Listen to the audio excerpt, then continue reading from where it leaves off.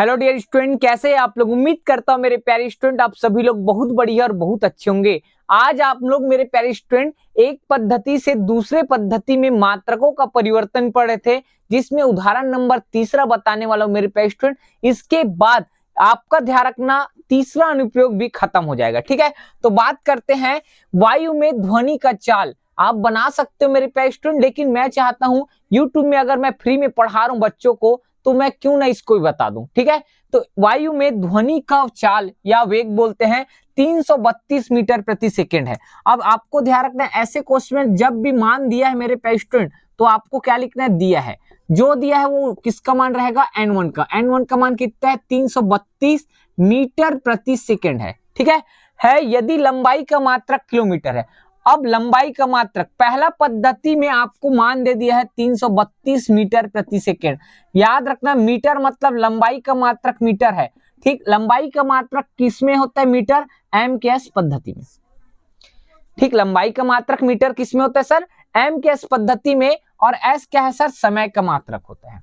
S क्या होता है, समय का मात्रक। मतलब पहला पद्धति कौन सा पद्धति का बात कर रहा है, एम के एस पद्धति का बात कर रहे हैं। इस बात को आपको याद रखना है। आगे अब दूसरा पद्धति क्या बोला है, लंबाई का मात्रक किलोमीटर हो, किलोमीटर है बोला है। लंबाई का मात्रक क्या बोल दिया, किलोमीटर है। और समय का मात्रक क्या है बोला है, घंटा हो। तो चाल का मान क्या होगा, क्वेश्चन पूछा जा रहा है।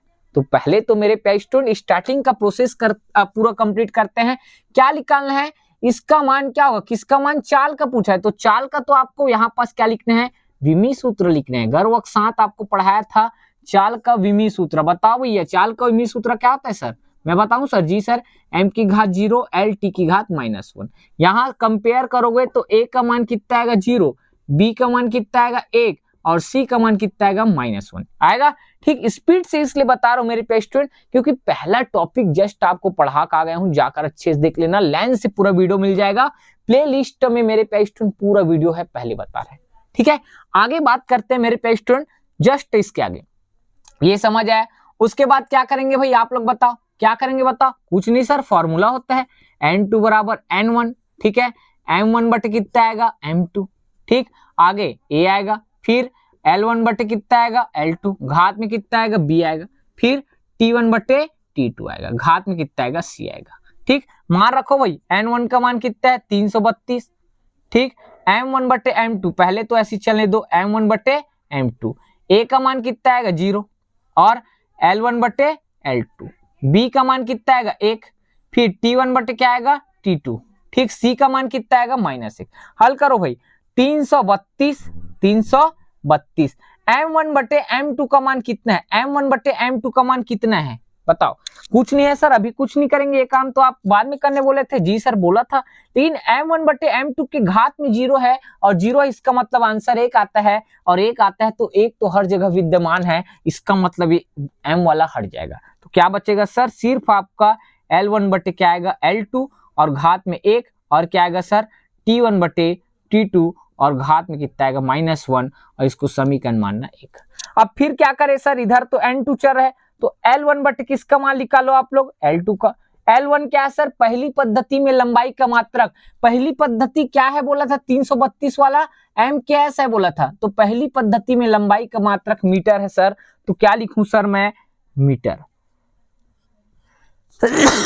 मीटर।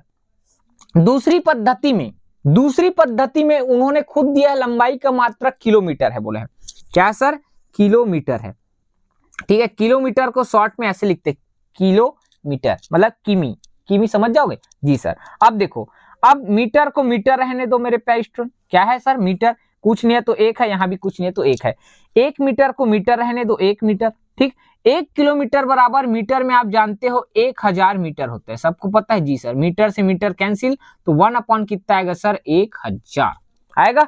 जी सर, उसके बाद t1 बटे क्या निकालो यहाँ t2। t1 मतलब सर पहली पद्धति में समय का मात्रक सेकंड है, लेकिन दूसरी पद्धति में समय का मात्रक घंटा है बोला है, तो घंटा लगाना है भैया, घंटा। तो क्या आएगा, ध्यान से देखो भाई, क्या आएगा सर, t1 बटे कितना आएगा t2। ठीक है, क्या है सर, पहली पद्धति में समय का मात्रक क्या बोला है, सेकंड, m क्या है ना पहला, और दूसरा क्या है सर, घंटा। क्या है, घंटा, कुछ नहीं है तो यहाँ 1। ठीक, अब सेकंड को 1/सेकंड मतलब 1 सेकंड ऐसी रख दो। अब देखो 1 घंटा को सेकंड में बदल के दिखा दो, मान जाऊंगा आप ध्यान रखना 11वीं पढ़ रहे हो। 1 घंटा बराबर होता है मेरे प्यारे स्टूडेंट 60 मिनट होता है। क्या होता है सर? 60 मिनट। सेकंड में बदलना है, 1 घंटा को सेकंड में बदल के दिखाओ भाई। तो ध्यान से देखना, 1 घंटा बराबर 60 मिनट, समझ आए? 60 को अपनी जगह में रख दो और गुणा में कुछ नहीं है तो 1 है और साथ में क्या है मेरे प्यारे स्टूडेंट? मिनट है। कितना समझ आता है? जी सर। अब 60 को 60 रख दो, 1 मिनट मतलब सेकंड में कितना होता है सर? 60 सेकंड होता है। अब सर सेकंड में तो आ गया, आप बहुत होशियार हो मेरे प्यारे स्टूडेंट। इसका मतलब तो कितना आएगा? 60 गुणित 60 और कितना आएगा? सेकंड। तो 1 घंटा बराबर 60 गुणित 60 सेकंड बोला जा सकता है। ठीक, सेकंड से सेकंड कैंसल, तो 1 कितना है? गुणा मत करो, 60 गुणित 60 रहने दो। ठीक, आगे आगे आप हल कर सकते हैं, इसको आप रफ में कहीं पास नोट कर लेना। ठीक है, चलो बताइए भाई। ठीक है, आगे हल करो भाई। कहा? समीकरण 1 से। तो ये तो सर हम लोग कर लेंगे। जी सर कर लोगे मानता हूं, लेकिन मेरा फर्ज है। तो समीकरण 1 से क्या आएगा? n2 बराबर 332। ठीक है, 332। L1 बटे L2 का मान कितना है बताओ? 1/1000, 1/1000 और घात में कितना है? 1। आगे T1 बटे T2 का मान कितना है? 1/60 गुणित 60 और घात में कितना है? -1। हल करो भाई। 332 गुणित 1 की घात 1, 1000 की घात 1 मतलब वही आएगा क्या? 1000 गुणित, देखो 1 की घात में -1 मतलब 1 आएगा। 60 गुणित 60 की घात में -1 मतलब ऐसे है 60 गुणित 60 की घात में कितना है सर? -1। आगे इसको हल करो भाई। 332 गुणित 1 कितना? 1000 गुणित 60 गुणित 60 की घात में -1 है, ऊपर जाकर क्या बनने वाला है? 60 गुणित 60 और घात में कुछ नहीं मतलब सर +1 हो जाएगा। तो इसको लिखने का जरूरत नहीं है सर, इतना हम लोग जानते हैं। ठीक, अब देखो मेरे प्यारे स्टूडेंट, कट रहे तो काट दो भैया। 1 0 1 0 1 0 1 0 कट गया।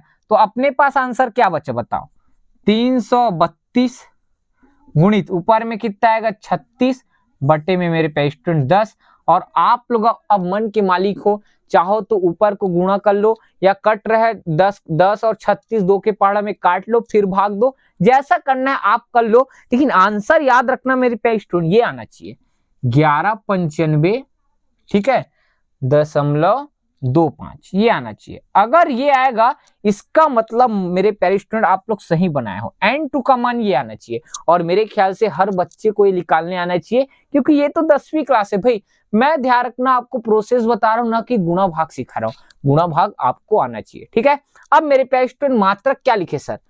मीटर के जगह क्या बोला है क्वेश्चन में? किलोमीटर बोला है, तो यहाँ किलोमीटर के लिए km लिख सकते हैं।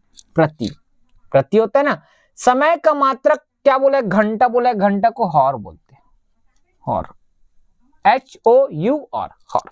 ठीक है, और ये मेरे प्यारे स्टूडेंट आप लोग का क्या है? आंसर है। अब बताओ कौन से बच्चे को एक समझ नहीं आया? एक पद्धति के मात्रक को दूसरी पद्धति के मात्रक में कैसे परिवर्तित करते हैं? उम्मीद करता हूं मेरे प्यारे स्टूडेंट आपको हर एक बच्चे को हमारा कॉन्सेप्ट समझ आ रहा होगा और एकदम आराम से पढ़ाते हैं मेरे प्यारे स्टूडेंट। अगर आपको हमारा वीडियो अच्छा लगता है तो प्लीज एक लाइक जरूर करना मेरे प्यारे स्टूडेंट, और हमारे ध्यान रखना चैनल को सब्सक्राइब करना और आने वाली वीडियो को ठीक देखने के लिए अपने दोस्तों के पास भी जरूर बताना कि नीरू कोचिंग क्लास पूरा फ्री में ध्यान रखना 11 का सिलेबस कंप्लीट करा रहा है। ठीक है मेरे प्यारे स्टूडेंट, उम्मीद करता हूं ठीक है मिलेंगे नेक्स्ट वीडियो में। जय हिंद, जय भारत, जय छत्तीसगढ़।